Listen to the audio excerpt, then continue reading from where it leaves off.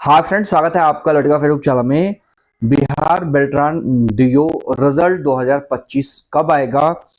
क्या जा सकता है कट ऑफ नॉर्मलाइजेशन में? किसके किसके नंबर बढ़ेंगे और क्या क्या फैक्टर है नॉर्मलाइजेशन में यूज किए जाते हैं और क्या कट ऑफ रहने वाला है? अगर आपका 23, 25, 26, 27 नंबर वाले हैं तो आपके लिए ये वीडियो बहुत ज़्यादा इंपॉर्टेंट है।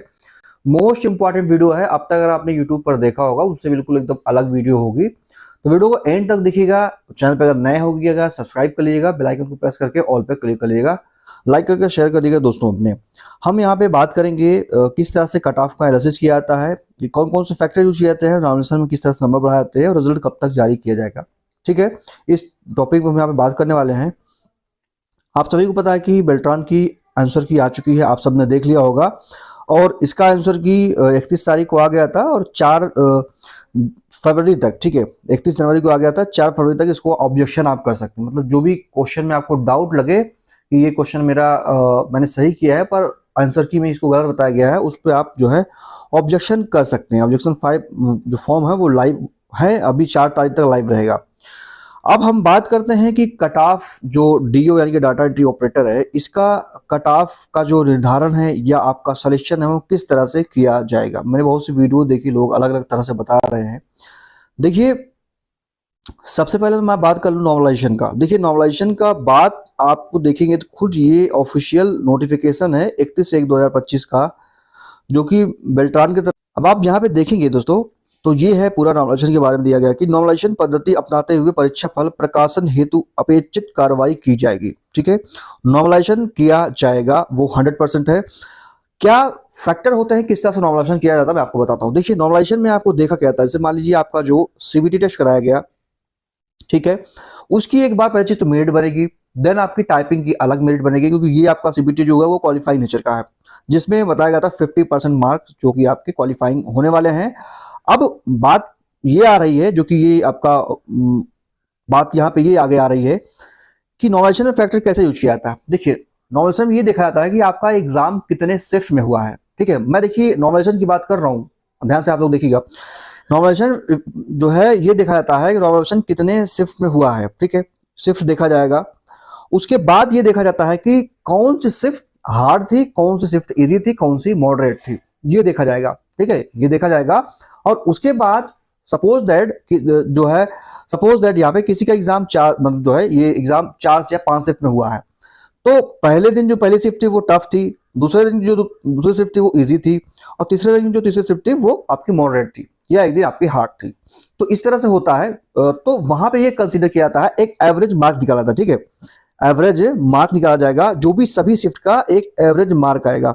एवरेज मार्क आएगा, उसके बेसिस पे देखा जाएगा जो सबसे टफ शिफ्ट होगी उसका एवरेज मार्क सबसे कम आएगा। ठीक है, सबसे कम एवरेज मार्क उसका आएगा जो सबसे टफेस्ट शिफ्ट होगी, और उसको तय करेगा बेल्ट्रॉन। ठीक है, यानी कि जो आयोग होता है वो तय करता है। मैं स्पेशली कोई बेल्ट्रॉन की ही नहीं, मैं एग्जाम्पल आपको दे रहा हूँ।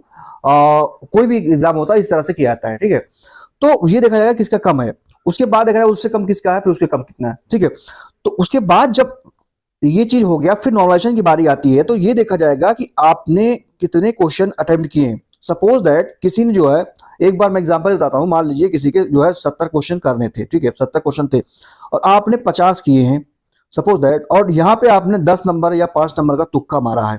ठीक है, थोड़ा बहुत तुक्का मारा, उसका कोई इफेक्ट नहीं पड़ता, लेकिन ज्यादा आपने तुक्का मार दिया तो उसे आपकी एक्यूरेसी होती है वो डाउन होती है। ये बातें हो गई। और फिर यहाँ पे बात आती है कि आपकी, अगर आपने जो एग्जाम का शिफ्ट टफ थी और आपने अटेम्प्ट कम किया, तो आपका नॉर्मलाइजेशन में नंबर इंक्रीज कर दिया जाएगा। कितना हो सकता है, कितना नंबर तक, 2 नंबर, 4 नंबर, 5 नंबर, 6 नंबर, कितना नंबर हो सकता है। देखिए, अगर मैं रेलवे की बात करूं तो रेलवे अगर 2019 का हम डेटा ले तो 19 में आपका लगभग 22 नंबर तक नॉर्मलाइजेशन हुआ था। 22 नंबर तक, अप टू 22 नंबर तक नॉर्मलाइजेशन हुआ था। बाकी अभी इतना नॉर्मलाइजेशन नहीं होगा। अभी अगर हम बात करें नॉर्मलाइजेशन अब जो चल रहा है, वो आपको किसी में 5 नंबर, किसी में 6 नंबर, 7 नंबर, किसी को 3 नंबर, इस तरह से नॉर्मलाइजेशन का फायदा मिलेगा जिनकी शिफ्ट टफ रहेगी। ठीक है, और बात ये आती है, फिर ये नॉर्मलाइजेशन हो जाएगा, उसको बाद क्या किया जाएगा, जिनका मतलब टफ था या जिनका इजी था, उन सबको जो है लाया जाएगा इक्वल में। जिनका इजी था भाई वो तो ज्यादा क्वेश्चन अटेम्प्ट किए होंगे ना, तो उनको, और जो जिनका हार्ड था उनको सब एक जो है इक्वल में लाया जाएगा एवरेज मार्क निकाल करके। फिर उस पर तय की जाएगी आपकी मेरिट, आपकी मेरिट तय की जाएगी जो कि सीबीटी की मेरिट होगी। अब सीबीटी की मेरिट देखी जाएगी, जो सीबीटी फर्स्ट तक को कराया गया है, उसके बाद फिर आपका देखेंगे फिर टाइपिंग में। तो ये तो आपका क्वालिफाइंग है सीबीटी, फिर टाइपिंग देखी जाएगी, टाइपिंग में जो क्वालिफाई हो जाएगा उसी के बाद आपका सिलेक्शन का प्रोसेस बनता है आगे का। तो कुल मिलाकर के मतलब ये दोस्तों कि अगर हम बात करते हैं जो बच्चे जो है कैंडिडेट कह सकते हैं 24 25 या 26 नंबर पाए हैं या 27 नंबर तक पाए हैं, और आप यहाँ पे ओबीसी यूआर ठीक है इस कैटेगरी से आते हैं, तो देखिए मतलब ये कम से कम नंबर में बात कर रहा हूँ, ज्यादा से ज्यादा नहीं, ज्यादा से ज्यादा तो बहुत नंबर हो सकते हैं ना, 30 40 आप पा सकते होंगे, 35 नंबर जो भी पाए होंगे। तो ये मिनिमम अगर आप नंबर ये सब आ रहे हैं, ठीक है, ये नंबर आ रहे हैं, और आपका जो है मैंने बताया आपको 23 हो गया या 24 हो गया या 25 हो गया, 26 भी हम लेते हैं, अगर ये सब नंबर इतने मतलब कि कम के नंबर आपके आ रहे हैं और आपकी शिफ्ट टफ थी, तो डेफिनेटली आपको नॉर्मलाइजेशन का फायदा मिलेगा, आपके नंबर इंक्रीज होंगे, ठीक है, ये आप जान लीजिए, नंबर आपके बढ़ेंगे, आपका नंबर ही बढ़ जाएगा।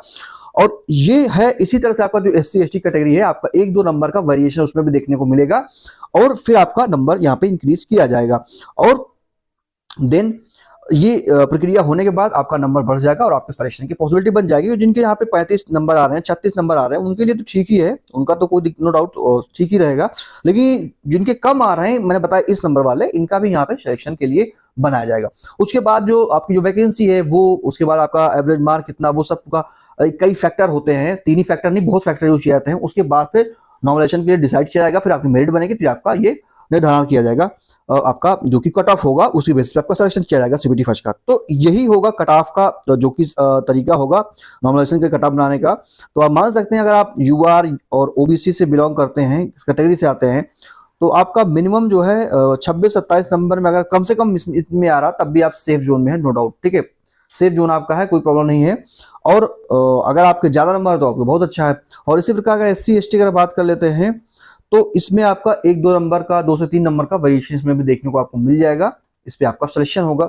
और अगर फीमेल है तो फीमेल का भी इसी तरह से जो है वो निर्धारण किया जाएगा, जो कि कट ऑफ का एनालिसिस जो किया जाएगा, ठीक है, उसके बाद ये सब कुछ देखा जाएगा। और ऑब्जेक्शन के लिए दोस्तों देखिए यहाँ पे 200 रुपए प्रति ऑब्जेक्शन यहाँ पे प्रश्न के लिए आपको जमा करने होगा।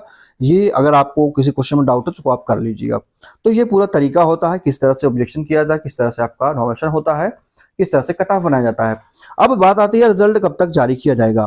देखिए आप सभी को पता है कि आंसर की तो आ गई है, ऑब्जेक्शन 4 तारीख को कंप्लीट हो जाएगा, तो मान चलिए इसी फरवरी मंथ में, ठीक है, इसी फरवरी मंथ में एंड तक आपका रिजल्ट पब्लिश कर दिया जाएगा, फरवरी एंड तक आपका रिजल्ट पब्लिश कर दिया जाएगा। एक्सपेक्टेड मैं आपको बता रहा हूँ, कोई कंफर्मेशन नहीं है, लेकिन उम्मीद ज्यादा यही है कि फरवरी एंड तक यानी कि लास्ट वीक में आपको इसका रिजल्ट पब्लिश होने की पूरी संभावना है। बाकी वीडियो कैसे लगे आप लोग कमेंट में बताइएगा, और आपकी कोई डाउट्स है उसको बताइएगा, और नीचे कमेंट सेक्शन में बताइए आपके कितने मार्क्स आ रहे हैं, आंसर की देखने के बाद आपके कितने नंबर आ रहे हैं। Thank for watching this video.